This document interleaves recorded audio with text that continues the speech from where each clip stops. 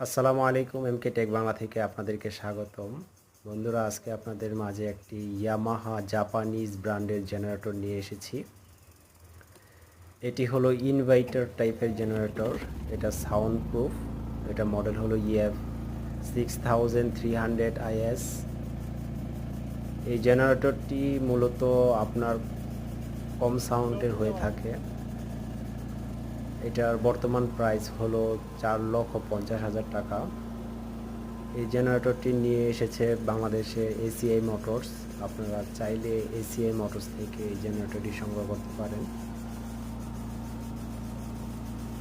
এই জেনারেটরটি 5.5 কিলোওয়াটের হয়ে থাকে। এটা আপনারা যে কোনো জায়গায় নিয়ে চালাতে পারবেন।